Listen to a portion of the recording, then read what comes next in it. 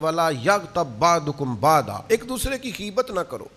صحابہ نے عرض کی یا رسول اللہ صلی اللہ تعالی علیہ وسلم، ہم تو وہ عیب بیان کرتے ہیں جو اس میں پایا جاتا ہے، یعنی ہم اگر کسی بندے کو جھوٹا کہہ رہے ہیں تو وہ جھوٹ بولتا ہے تو تبھی کہہ رہے ہیں، کیا اگرچہ پیٹھ پیچھے رہے ہیں، اس کی غیر موجودگی میں کہہ رہے ہیں، وہ بددیانت ہے اس لیے کہہ رہے ہیں۔ حضور جو عیب پایا جاتا ہے وہی بیان کر رہے ہیں تو یہ بھی غیبت ہے۔ تو حضور نے فرمایا یہی تو غیبت ہے کہ کوئی عیب پایا جاتا ہے تو اس کی پشت کے پیچھے اسے بیان کرنا، یہی تو غیبت ہے۔ پایا جاتا ہے عیب اور آپ نے اس کے پیچھے بیان کیا تو یہ غیبت ہے۔ اور کیا ارشاد فرمایا؟ فرمایا ایحب احدکم ان یاکل لحم اخیہ میتا فکرہتموہ، یہ غیبت کے بارے میں فرمایا۔ فرمایا کیا تم پسند کرتے ہو کہ اپنے مرے ہوئے بھائی کا گوشت کھاؤ؟ یہ قرآن مجید نے کہا، اللہ نے بیان فرمایا ایک دوسرے کی غیبت نہ کرو۔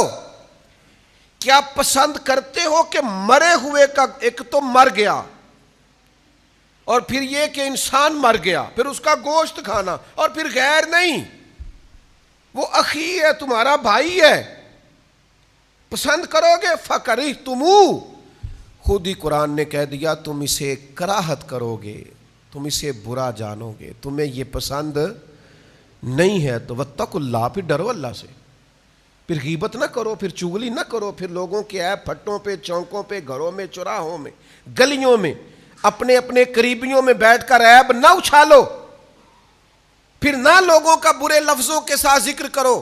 بڑے عظیم انسان ہے ایک، ان سے کوئی ایسا گناہ ہو گیا کہ انہیں سنسار کیا گیا، ان پر باقاعدہ حد لگی، یعنی آپ بات کو سمجھیے گا، سیاستہ میں حدیث موجود ہے، حد لگی باقاعدہ، جرم ہوا، ثابت ہوا، سزا ہوئی، سنسار کیا گیا۔ تو دو لوگوں نے بات کر دی، ایک کہنے لگا اچھا بھلا چھپا ہوا گناہ تھا، خود ہی آ کے اس نے بیان کر دیا، دوسرا کہنے لگا دیکھو کس طرح جانوروں کی طرح کی سزا ملی۔ حضور خاموش رہے، سن رہے تھے نبی کریم۔ بعض چیزوں کے بارے میں شریعت کے احکام اتنے سخت ہیں اور ہم ہیں کہ اس میں پوری طور پر ملوث ہیں، باز ہی نہیں آتے۔ جہاں بیٹھتے ہیں ہماری گپ شپ کا عنوان ہی یہ ہوتا ہے کسی نہ کسی کے عیب بیان کرنا۔ نبی کریم علیہ السلام نے ان دونوں کی بات سنی، تھوڑا سا آگے جا کے نا اللہ کے حبیب تشریف فرما ہوئے، یہ ذرا انداز آپ نے ملاحظہ کرنا ہے، یہ سیاستہ میں حدیث موجود ہے۔ کریم تھوڑا سا آگے گئے تو گدھا ایک مرا ہوا تھا سڑک پہ، تو نبی کریم نے فرمایا وہ دو کدھر ہیں جی، وہ جو کہہ رہے تھے اپنے بھائی کے بارے میں، بلاؤ کدھر ہیں؟ وہ یا رسول اللہ وہ ہم سے غلطی ہو گئی۔ تو یہ نبی پاک علیہ السلام کا طریقہ، یعنی یہ حضور کی ناراضگی کا انداز دیکھیے۔ حضور فرمانے لگے اس مرے ہوئے گدھے کا گوشت کھاؤ، کھاؤ۔ تو کہنے لگے یا رسول اللہ یہ تو نہیں کھایا جاتا۔ تو فرمایا پھر تمہیں خیال نہیں آیا؟ تم نے اپنے بھائی کی غیبت کی، اس کا گوشت کھایا۔ آپ نے بات کو سمجھنا ہے، میں پہلے کہہ چکا ہوں کہ اس عظیم المرتبت انسان نے آ کے اپنا جرم قبول کیا، جرم ثابت ہوا، سزا ہوئی۔ لوگ کہتے ہیں جی میں سچی گل ہی کیتی ہے، یہی کہتے ہیں نا، وہ جی میں کچھ جھوٹ بول رہے ہوں، انج کردا ہے، او بھائی یہی غیبت ہے، یہی مردہ بھائی کا گوشت کھانا ہے۔ یہ جو بڑا پکا پیڈا ہو کے کہہ رہا ہے نا او جی میں سچی بول رہا ہوں، تو یہ جا کے اس کے منہ پہ بولنا، یہ ادھر کیوں بول رہا ہے؟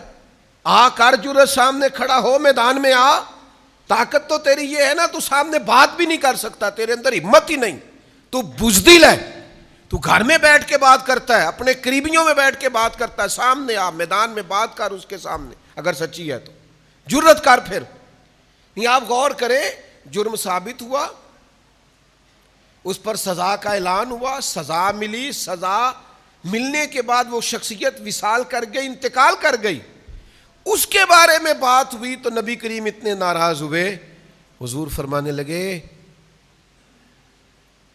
تم یہاں اس کے بارے میں باتیں کر رہے ہو اور وہ جنت کی نہروں میں غوطے لگا رہا ہے۔